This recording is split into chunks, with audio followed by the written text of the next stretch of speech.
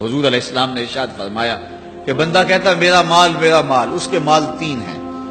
ایک مال وہ جو اس نے کھایا اور ضائع کر دیا، دوسرا اس کا مال وہ ہے جو اس نے پہنا اور پرانا کر دیا، اور تیسرا اس کا مال وہ ہے جو اس نے آگے بھیج دیا۔ فرمایا باقی اس کے وارثوں کا ہے، اس کا نہیں ہے۔ اس لیے ہم راہ خدا میں خرچ کرنے کا مزاج بنائیں، اس سے مال گھٹتا نہیں ہے، اس سے مال بڑھتا ہے۔ بلکہ جب راہ خدا کے اندر ہم خرچ کرتے ہیں تو ہمارا جو دوسرا مال ہے وہ بھی پاک ہو جاتا ہے۔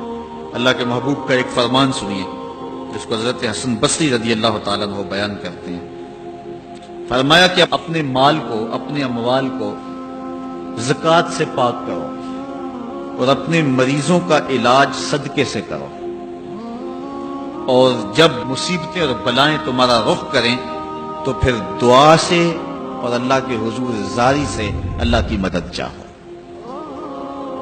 آج ہم صدقے کا مزاج بہت کم کر چکے ہیں۔ اسی زمانے میں ایسا ہوتا تھا کہ جب کوئی بیمار ہوتا تھا تو سب سے پہلا کام لوگ یہ کرتے تھے کہ صدقہ دیا کرتے تھے۔ ڈاکٹر کے پاس پھر جایا کرتے تھے، حکیم کے پاس پھر جایا کرتے تھے، سب سے پہلے اس کی جان کا صدقہ دیا کرتے تھے۔ صدقہ قضا کو بدل دیتا ہے، تقدیر کو بدل دیتا ہے۔ صدقہ سے اپنے مریضوں کا علاج کرو۔ اصل ڈاکٹر کے پاس جانا، علاج کروانا سنت ہے، اس کی ممانعت نہیں ہے، لیکن یہ بات ہمیشہ ذہن میں رکھیے گا کہ ڈاکٹر کے پاس دوا ہے، شفا نہیں ہے۔ شفا اللہ کے دستے کرم میں ہے۔ اس لیے جب بھی بیمار ہو جاؤ تو پہلے صدقہ کرو اور پھر ڈاکٹر کے پاس جاؤ، اللہ اس صدقے کی برکت سے ڈاکٹر کی دوا میں شفا رکھ دے گا، کیونکہ شفا تو اس کے حکم میں ہے نا، چیزوں میں تو شفا نہیں ہے، وہ تو اس نے حکم جہاں دے دیا وہاں شفا ہے۔ حضرت موسیٰ علیہ السلام کے پیٹ میں درد کا احساس ہوتا ہے تو کوہ طور پہ چلے گئے، کیسے جلیل القدر نبی تھے، اللہ سے ڈائریکٹ رابطے تھے، اور جا کے کہا مالک میرے پیٹ میں درد ہو رہا ہے۔ اللہ اکبر۔ گھر کے نجی معاملے بھی رب سے ڈسکس کرتے تھے، اور کوئی جو ہے وہ ایسی چیز ہوتی وہ بھی رب سے ہی عرض کرتے تھے۔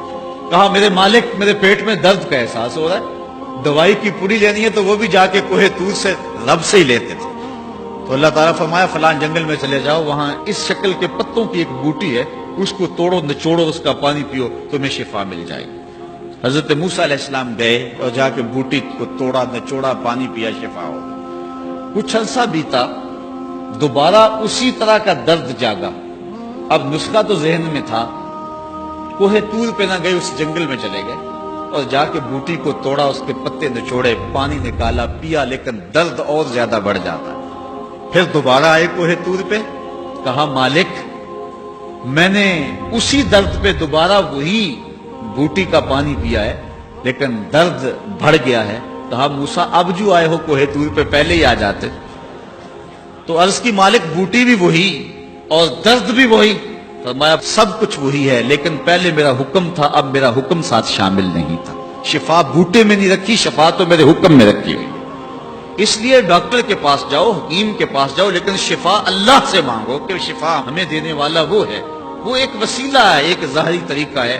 حضور علیہ الصلوۃ والسلام، اللہ اکبر، کیا خوبصورت ارشاد فرما رہے ہیں، حسنوا اموالکم بالزکوٰۃ، اپنے اموال کو زکوٰۃ سے پاک کرو، وَدَاوُوا مَرْضَاکُمْ بِالصَّدْقَۃِ، اور اپنے مریضوں کا علاج صدقے سے کرو، وَاسْتَقْبِلُوا أَمْوَاجَ الْبَلَاءِ بِالدُّعَاءِ وَالتَّضَرُّعِ، جب مصیبتوں اور اذیتوں کے طوفان تمہاری طرف منہ کھولے ہوئے آئیں تو اس وقت اللہ سے آہوزاری کرو، اللہ کے حضور دعا کرو، التجا کرو اور اللہ سے مدد مانگو۔ وہ بلاؤں کے رخ کو موڑ دے گا، وہ مصیبتوں کے رخ کو پلٹ دے گا تمہاری جانب۔ لیکن جب تم یہ مزاج نہیں رکھو گے تو مصیبتوں پر مصیبتیں آتی رہیں۔